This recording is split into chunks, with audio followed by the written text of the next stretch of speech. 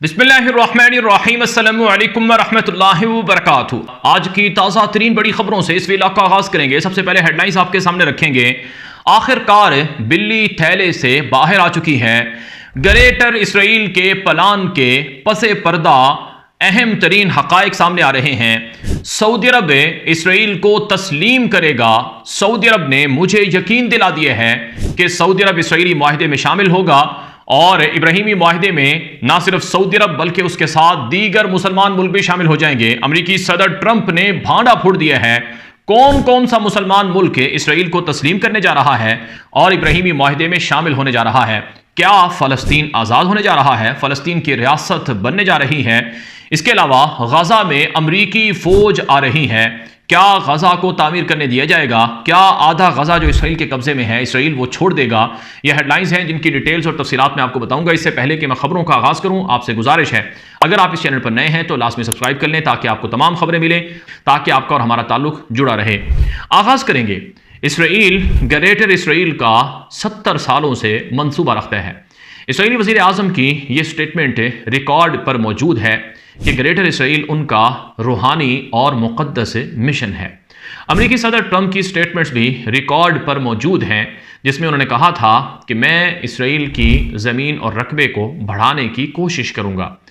एक इसराइल की अमेरिका के अंदर हिमायत करने वाली ताकतवर यहूदी औरत है, मरियाम उसका नाम है, एडलेट मरियाम गालिबन उसका नाम है। वो औरत अमेरिकी सदर ट्रंप को उसने मिलियंस ऑफ डॉलर के फंड दिए और उससे वादा किया था ट्रंप ने कि मैं इसराइल के लिए बहुत कुछ करूंगा। अब क्या अमेरिकी सदर ट्रंप वाकई इसराइल को एक्सपेंड करने या एक्सपेंशन के प्लान को सपोर्ट कर रहे हैं? इसी हवाले से ट्रंप की आज की स्टेटमेंट बड़ी अहम है।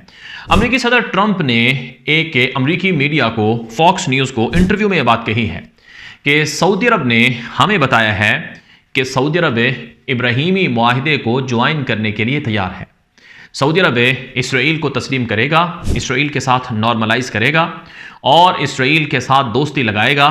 इसके लिए ट्रंप ने कहा कि मोहम्मद बिन सलमान और सऊदी अरब के बादशाह किंग सलमान दोनों बड़े अच्छे लोग हैं।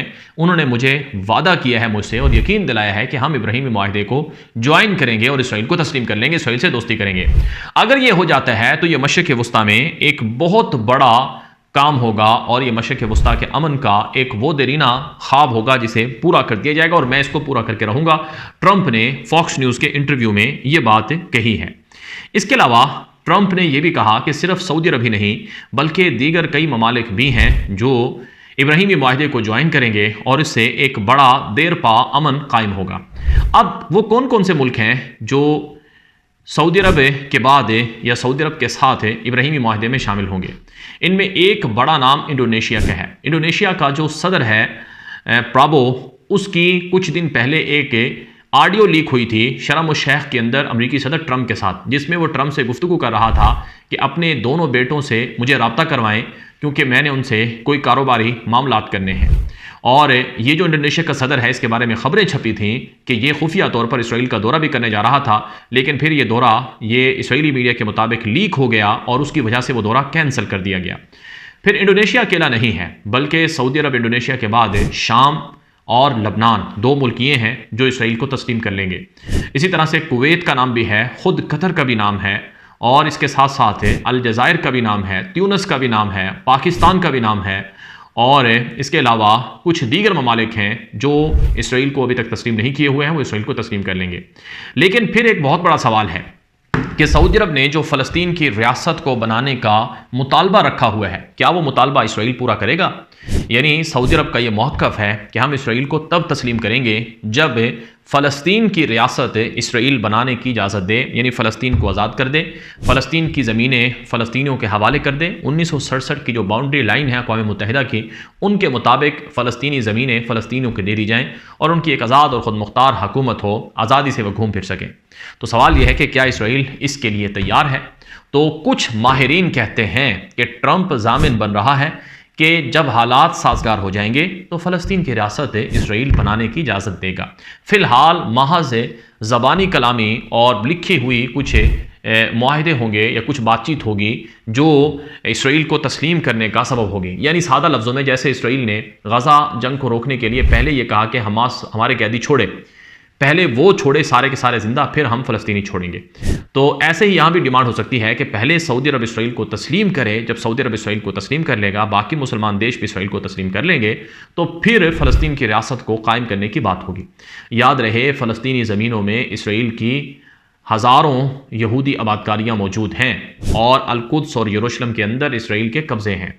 अक़वाम मुत्तहिदा के उसूलों के मुताबिक वो कब्ज़े गैर कानूनी हैं। अक़वाम मुत्तहिदा की करारदादें हैं कि इसराइल फ़लस्तीनी ज़मीनों पर कब्ज़ा नहीं कर सकता है। फिर नाज़रीन इकराम, आज की जो एक और चीज़ सामने आई है वो है अमरीका और सऊदी अरब के दरमियान मिलिट्री डील। जो मुश्तरका दिफाई नोयत के मुआहदे हैं वो अगले महीने होने जा रहे हैं अमरीका और सऊदी अरब के दरमियान।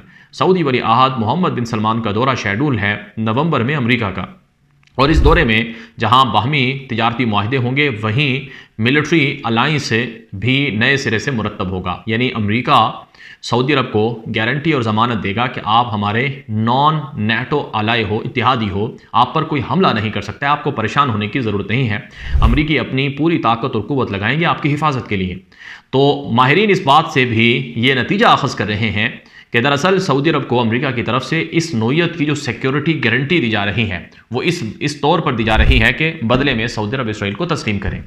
और जब सऊदी अरब इसराइल को तस्लीम करेगा तो बहुत से मुल्क जो सऊदी अरब पर इन्हिसार करते हैं वो भी इसराइल को तस्लीम कर लेंगे। और ये वो प्लान है जो मुस्तक़बिल में इसराइल की एक्सपेंशन का और ग्रेटर इसराइल का सबब बन सकता है। ये इसराइली माहिरीन तवक्को कर रहे हैं।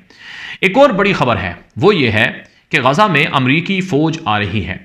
इसराइली टेलीविज़न है 13 के नाम से, उस पर एक रिपोर्ट छपती है जिसमें कहा गया कि अमरीकी फ़ौजी ऑफिसर गज़ा के अंदर ग़िलाफ़ गज़ा में वहाँ एक बहुत बड़ा सेंटर मुरतब करने जा रहे हैं, बनाने जा रहे हैं, जहाँ आलमी फ़ौजों की निगरानी अमरीकी फ़ौज सर अंजाम देगी।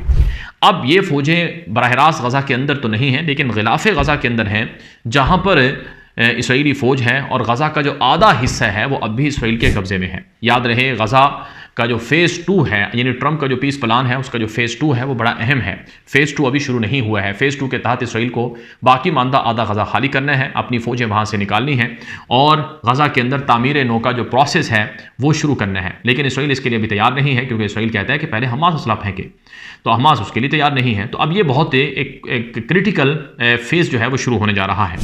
इसके साथ साथ नाज़रीन इकराम, आज की एक और बहुत बड़ी खबर इस वक्त मेरे सामने है और ये खबर बड़ी अहम है कि जो अमेरिका के अंदर न्यूयॉर्क का जो मेयर का इलेक्शन लड़ रहा है ममदानी, जो खुद एक मुसलमान है, उसकी बार बार स्टेटमेंट आ रही हैं कि इसराइल जंगी जराइम का मुर्तकिब हुआ है। याद रहे, अमेरिका का सबसे बड़ा शहर न्यूयॉर्क है, जिसे अमीर तरीन लोगों का शहर कहा जाता है। अगर वहाँ पर डेमोक्रेट पार्टी से ताल्लुक़ रखने वाला ममदानी नामी मुसलमान मेयर जो है वो कामयाब हो गया तो इसराइल के लिए मुश्किलात पैदा हो जाएंगी। वहाँ पर इसराइली वज़ीर आज़म और इसराइल के ऑफिशियल सफ़र नहीं कर सकेंगे, उन्हें जेनोसाइड इल्ज़ामात में गिरफ्तार किया जा सकता है उस मेयर के हुक्म पर, और ये इसराइल होने नहीं देना चाहता है। इसके अलावा नाज़रीन इकराम, इस वक्त जो पसे पर्दा लॉबिंग है वो देखने को मिल रही है। रिपोर्ट के मुताबिक इसराइल अमरीका को कायल कर रहा है कि गज़ा में तुर्की को और कतर को कम से कम किरदार दिया जाए और मिस्र को, यूएई को ज़्यादा से ज़्यादा किरदार दिया जाए। याद रहे, जो यूएई का किरदार है गज़ा और फ़लस्तीन के हवाले से वो बड़ा मुतनाज़ रहा है। कल भी एक रिपोर्ट सामने आई थी जिसमें ये बात इसराइली अखबार इसराइल हायोम ने लिखी थी। इसराइली हायोम अखबार के मुताबिक, रिपोर्ट के मुताबिक, बहरीन, यूएई और सऊदी अरब, ये 3 मुल्क हैं जो अमरीकी हुकूमत पर प्रेशर डाल रहे हैं कि गज़ा की तामीर नौ उस वक्त तक शुरू ना की जाए जब तक कि हमास गज़ा में असलहा ना फेंक दे और हमास गज़ा की हुकूमत को ना छोड़ दे। क्योंकि सऊदी अरब, यूएई और बहरीन जैसे मुल्क इसराइल के साथ है, वो अपने लिए भी ख़तरा समझते हैं कि इस तरह की जो तंजीमें हैं वो मुस्तक़बिल में उनकी हुकूमतों के लिए ख़तरा बन सकती हैं। और कतर और तुर्की पर इल्ज़ाम लगता है इसराइली अखबारात और मीडिया के मुताबिक कि वो इख्वानुल मुस्लिमीन का हिमायत करदा गुरोह को सपोर्ट करने वाले हैं, इसलिए उन्हें कोई एतराज़ नहीं है। तो खुलासा ये है कि गज़ा और इसराइल के दरमियान जो सीज़ फायर है इसके दूसरे मरहले तक पहुँचने से पहले अपने ही मुसलमान मुल्क उसकी मुखालफत कर रहे हैं और मुख्तलिफ तरह की नई लॉबिंग और नई ग्रुपिंग देखने को मिल रही है। ये अब तक की ताज़ा अपडेट्स हैं, मालूमात हैं जो अब तक पहुंचाई गई हैं। मज़ीद तफसीलात आती रहेंगी। आप हमारे यूट्यूब चैनल के साथ जुड़ जाएं। आगे नशर के लिए इजाज़त दीजिए। अस्सलामु अलैकुम रहमतुल्लाहि व बरकातुहू।